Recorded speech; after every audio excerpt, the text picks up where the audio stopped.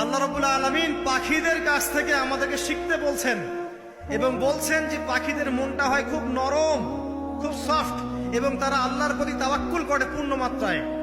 তারা সকালবেলা ভোরবেলা বের হয়ে যায় এবং সন্ধ্যাবেলা বাসায় ফেরে। খালি পেটে বের হয়, ভরা পেটে বাসায় ফেরে। এবং আল্লাহ পাক সবচেয়ে সম্মানিত মৌত যেটা শহীদের মৌত, সেই শহীদদের আত্মাকে আল্লাহ পাক পাখির রূপ দিবেন। তাহলে পাখিটার বিষয়ে একটা ফোকাস করা দরকার আছে না? আচ্ছা, এখানে আসেন। পাখির মন হচ্ছে নরম, মানে পাখির মনটা তাসকিয়া, আত্মশুদ্ধিতে পরিপূর্ণ। কদ আফলাহা মান যাক্কাহা, সে ব্যক্তি সফল হলো যার হৃদয়টা পবিত্র, নিষ্পাপ, নিষ্কলুষিত হলো।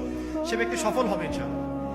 একটা কাজ এখানে খেয়াল করেন, পাখিরা সকালবেলা ভোরবেলা বের হয় আর সন্ধ্যাবেলা বাসায় ফেরে।